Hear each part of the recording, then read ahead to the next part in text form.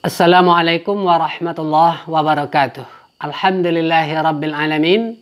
Wassalatu wassalamu ala asyrafil anbiya'i wal mursalin. Wa ala alihi wa ashabihi ajma'in, amma ba'd. Hari ini kita lanjutkan langkah-langkah mudah dalam memahami i'rab melalui kitab Matan Ajrumiyah. Pada pertemuan yang sebelumnya telah kita uraikan sebanyak 27 contoh yang terkumpul dalam 9 kata mu'rab. Kalau Anda di awal ini merasa kesulitan memahami kalimat-kalimat tadi, itu hal yang wajar saja. Karena kita pemula, itu lumrah, biasa. Tetapi nanti setelah belajar lebih banyak, setelah melihat contoh lebih banyak, membaca lebih banyak, melihat kalimat-kalimat lain di dalam teks lain, Anda akan menjadi terbiasa. Di awal ini saya sarankan selaraskan antara pelafalan saat menghafal dengan pencernaan dengan otak kita. Mulut kita mungkin melafalkan ja'a Zaidun, ra'aitu Zaidan, marartu bi Zaidin. Tetapi di balik itu otak kita juga mencerna. Ini namanya isim mufrad. Kata benda yang menunjukkan satu.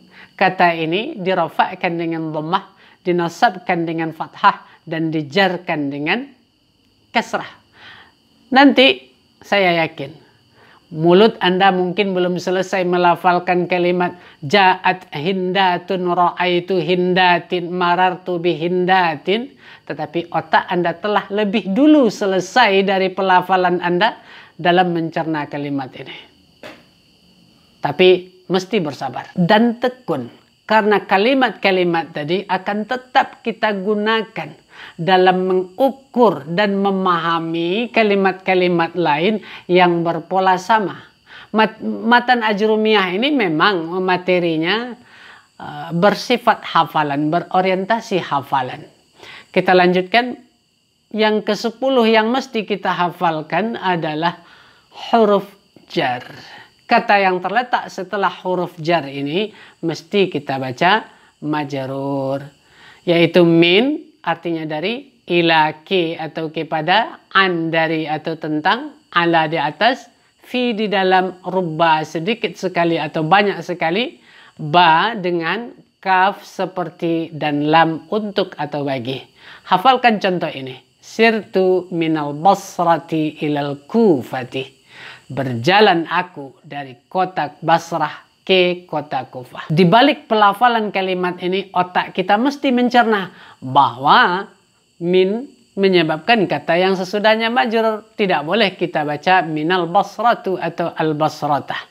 Begitu juga al kufatu atau al kufata mesti kita baca ilal kufati. Yang ke-11 ada huruf qasam, artinya huruf yang digunakan untuk bersumpah, dipakai untuk menguatkan pernyataan. Misalnya wal asri, demi masa, was samai, demi langit, wat tariqi, demi bintang tariq atau bintang yang bersinar dengan sangat tajam, wal fajri, demi waktu fajar.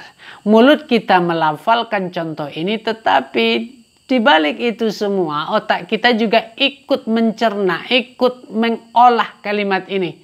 Bahwa kata yang terletak setelah 3 huruf ini dibaca majrur. Tidak boleh kita baca wal asru wal asra, was sama'u was sama'a, wat tariqu wat tariqah. Tidak boleh. Yang ke-12 kita hafalkan huruf nasab atau an-nawasib. An, lan, idzan, kai, lam juhud, hatta jawab dengan fa, waw, dan au. Contoh, lan yadhaba, lan yadhaba, lan yadhabu, lan tadhabi. Contoh ini menggambarkan kepada kita bahwa semua fi'il mudhari' yang rafa'nya dengan tetap nun, kita buang nunnya. Sedangkan semua fi'il mudhari' yang rafa'nya dengan dhammah, kita fathahkan. Agar lebih jelas tentang penggunaan ke-10 huruf ini, saya sarankan lihat video kita tentang huruf-huruf nasab dalam playlist Mukhtasar Jiddan. 13 kita hafalkan huruf jazam, semuanya 18. Lam lamma, alam alamma, lamul amri wad du'a, la fin nahyi wad du'a, in ma man mahma idma, ayyumatta, ayyana aina, anna, haitsuma, dan kaifama. Contoh, lam yalid wa lam yulad. Fi'il mudhari' yang dimasuki oleh salah satu 18 huruf ini kita jazamkan dengan sukun. Tetapi jika fi'il mudhari'nya memiliki nun di belakangnya, kita buang nunnya. Yang ke-14 kita hafalkan kana dan saudara-saudaranya, yaitu kana, amsa, asbaha, adha, dhalla, bata, sara, laisa, ma zala, ma infakka, ma fati'a, ma bariha, dan madama. Contoh kalimatnya kana zaidun qa'iman. Sebelum dimasuki kana, kita harus faham bahwa kalimat ini sebelumnya mubtada dan khabar. Zaidun qa'imun. Nah, setelah dimasuki oleh kana menjadi kana zaidun qa'iman. Zaidun sekarang berubah menjadi isim kana, tadinya mubtada. Sedangkan qa'iman yang tadinya khabar sekarang dirubah oleh kana menjadi khabar kana dan dinasabkannya. Agar lebih cepat memahami fungsi semua fi'il-fi'il yang naqis ini, Anda ganti-ganti kalimatnya. Misalnya amsa zaidun qa'iman, asbaha zaidun qa'iman, adha zaidun qa'iman, dan seterusnya. Kemudian ada inna dan saudara-saudaranya. Inna, anna, lakinna, ka'anna, laita, dan la'alla. Semua huruf ini sebenarnya disebut juga dengan huruf nasab. Karena fungsinya menasabkan isim dan merafa'kan khabar. Tetapi bedanya dengan 10 huruf nasab yang tadi kita sebutkan pada an-nawasib, huruf yang tadi masuknya kepada fi'il. Sedangkan yang 6 ini masuknya kepada isim atau kepada mubtada dan dinasabkannya mubtada yang sebelumnya marfu'. Contohnya inna zaidan qa'imun. Sebelumnya zaidun qa'imun. Ganti inna. Anna zaidan qa'imun. Lakinna zaidan qa'imun.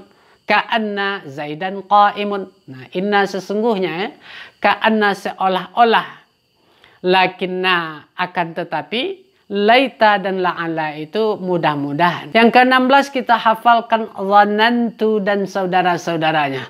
Ada dhanantu, hasibtu, khiltu, za'amtu, ra'aitu, alimtu, wajadtu, ittakhadhtu, ja'altu, dan sami'tu. Misalnya dhanantu zaidan qa'iman. Ganti alimtu zaidan qa'iman.